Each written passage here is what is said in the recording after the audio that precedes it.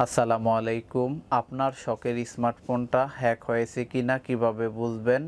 আর যদি হ্যাক হয় সেক্ষেত্রে করণীয় কি করলে আর ফোন হ্যাক হবে না?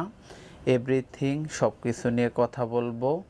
আশা করছি শেষ পর্যন্ত আমাদের সাথেই থাকবেন। প্রথমে আমরা দেখব আমাদের ফোনের কল SMS হ্যাক হয়েছে কিনা।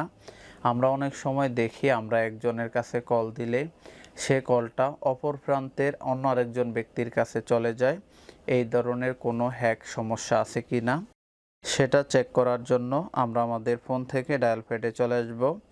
ডায়াল প্যাডে চলে আসার পরে ডায়াল করব *62#। আমি আবারও বলছি *62# ডায়াল করব। ডায়াল করার পরে আপনাদের সামনে এরকম একটি অপশন দেখতে পাবেন, যেখানে আপনারা দেখতেছেন এখানে SMS, ডেটা, ভয়েস সবগুলো নট ফরওয়ার্ডিং।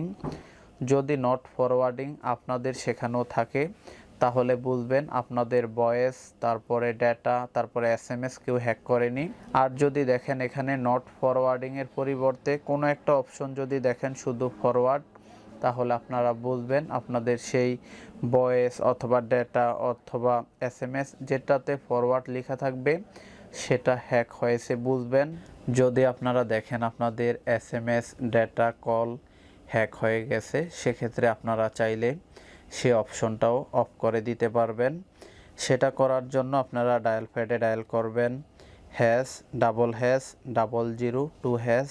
আমি আবারও বলছি ##0002# ডায়াল করলে কোনো প্রকার কল ফরওয়ার্ডিং অপশনগুলো যদি অর্থাৎ হ্যাকিং অপশনগুলো চালু থাকে সেক্ষেত্রে খুব সহজে সেটা অফ করতে পারবেন। এবার আমরা দেখব আমাদের ফোনে এমন কোনো অ্যাপ্লিকেশন আছে কিনা যেটা আমাদের তথ্যগুলো চুরি করে থাকে।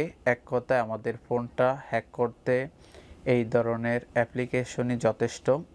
এই ধরনের অ্যাপ্লিকেশন আছে কিনা সেটা চেক করার জন্য আমরা আমাদের ফোন থেকে সরাসরি চলে যাব সেটিংসে চলে আসার পরে উপরে যেই সার্চ বার আছে এখানে লিখবেন অ্যাডমিন লেখার পরে আপনারা দেখবেন ডিভাইস অ্যাডমিন অ্যাপস বা অ্যাডমিনিস্ট্রেটর যেটাই থাকুক না কেন সেটার উপর আপনারা ক্লিক করবেন। সেখানে ক্লিক করার পরে কোনো যদি অপরিচিত অ্যাপ্লিকেশন থাকে সেগুলো এখানে দেখতে পাবেন। সেখান থেকে ক্লিক করে আপনারা সেটাকে রিমুভ করে দিতে পারবেন। আমি যদি নিচেটার উপরে ক্লিক করি, ক্লিক করার পরে একটু নিচে দেখেন ডিএক্টিভ নামে একটি অপশন পাবেন। সেটাতে ক্লিক করার পরে সে অ্যাপ্লিকেশনটা ডিএক্টিভ হয়ে যাবে।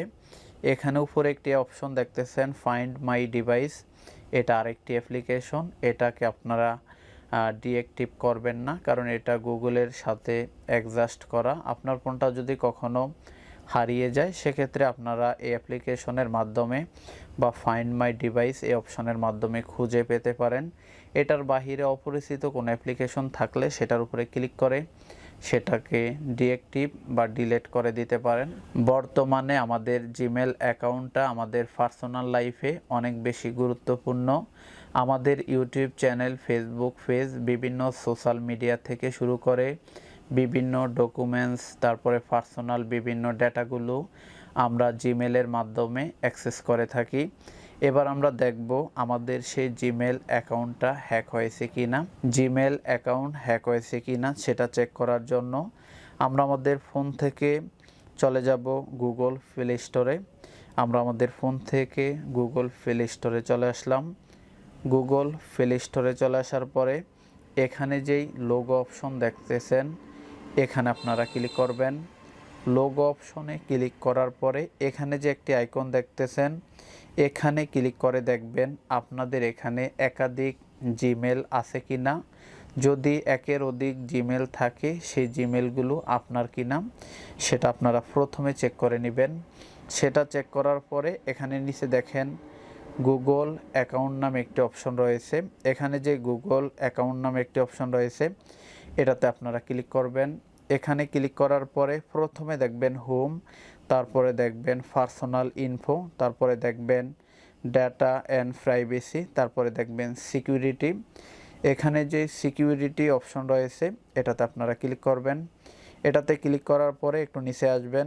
একটু নিচে আসবেন, একটু নিচে আসার পরে একটি অপশন পাবেন, ইউর ডিভাইস নামে একটি অপশন পাবেন। এখানে আপনারা দেখতে পাবেন কোন কোন ডিভাইসে আপনার জিমেল অ্যাকাউন্টটা লগ ইন করা আছে। যদি মনে হয় যে এই ডিভাইসগুলো আপনার, সেক্ষেত্রে আপনি বুঝে নেবেন কেউ আপনার জিমেল অ্যাকাউন্টটি হ্যাক করতে পারেনি। আর যদি এখানে কোনো অপরিচিত ডিভাইস থাকে, সেটার উপরে ক্লিক করে আপনারা খুব সহজে সেই ডিভাইসটাকে লগ আউট করে নেবেন। এবার আমরা জানব কি করলে আমাদের শখের স্মার্টফোনটা আর হ্যাক হবে না। নাম্বার 1, পাবলিক বা ফ্রি ওয়াইফাই ব্যবহার করা থেকে বিরত থাকুন। কারণ আপনি যখন একটি আনসিকিউর ওয়াইফাই ব্যবহার করছেন, একজন হ্যাকার চাইলে খুব সহজে আপনার ফোনের কন্ট্রোল নিয়ে নিতে পারবে। নাম্বার 2, অজানা লিঙ্কে ক্লিক করা যাবে না। আপনার কাছে বিভিন্ন সময় বিভিন্ন লোভনীয় অফার আসতে পারে, আপনি এত টাকা জিতেছেন, বা বিভিন্ন রকম আপনার বন্ধু বা বান্ধবীর গোপন ভিডিও ছবি দেখুন, বা বিভিন্ন রকম লোভনীয় অফার জাতীয় আপনার কাছে বিভিন্ন লিঙ্ক আসতে পারে। সেটা হতে পারে ইমো, হোয়াটসঅ্যাপ বা বিভিন্ন ইমেলের মাধ্যমে বা মেসেজের মাধ্যমে। এই ধরনের লিঙ্কে ক্লিক করা থেকে সম্পূর্ণভাবে বিরত থাকতে হবে। এই ধরনের লিঙ্কে একটি ক্লিক মানি আপনার ফোনের কন্ট্রোল হ্যাকার নিয়ে নিতে পারে। 3 নম্বরে যে কাজটি করা যাবে না, বিভিন্ন ব্রাউজিং বা অ্যাপ্লিকেশন আপনারা লগ ইন করার পরে অটো সেভ বা অটো সেভ লগ ইন নামে যে অপশনটা থাকে, সেখানে পাসওয়ার্ড সেভ নামে যে অপশনটা থাকে সেটা দিয়ে রাখা যাবে না। সেটা দিয়ে রাখলে কোনো হ্যাকার যদি খুব সহজে আপনার ফোনটার কন্ট্রোল নিয়ে নেয়, সেক্ষেত্রে ব্রাউজিংয়ে গিয়ে কিন্তু তারা আপনাদের সোশ্যাল মিডিয়াগুলোর পাসওয়ার্ডগুলো দেখতে পাবে, সেখান থেকে চাইলে খুব সহজে সেগুলো হ্যাক করে নিতে পারবে। সেক্ষেত্রে আপনারা এই ধরনের অটো সেভ বা সেভ লগ ইন এই অপশনগুলো দিয়ে রাখবেন না। 4 নম্বরে সবার শেষে যেই বিষয়টি বলবো, কোনো প্রকার অ্যাপ্লিকেশন ইনস্টল ডাউনলোড করার ক্ষেত্রে গুগল প্লে স্টোর ইউজ করবেন। গুগল প্লে স্টোরে যদি সে অ্যাপ্লিকেশনটা না পান, সেক্ষেত্রে ট্রাস্টেড কোনো সাইট থাকলে সেখান থেকে ইনস্টল বা ডাউনলোড করে নিতে পারেন। অপরিচিত কোনো সাইট থেকে কোনো প্রকার এপিকে ফাইলগুলো ডাউনলোড ইনস্টল করা থেকে বিরত থাকবেন।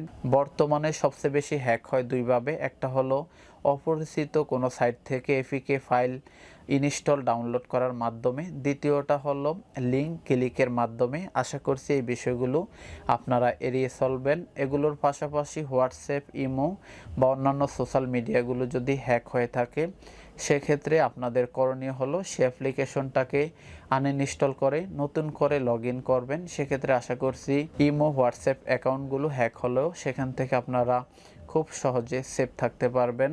এই ছিল আমাদের আজকের মতো ভিডিওটি যদিও একটু বড় হয়েছে, অনেক ইনফরমেশন দেওয়ার চেষ্টা করেছি।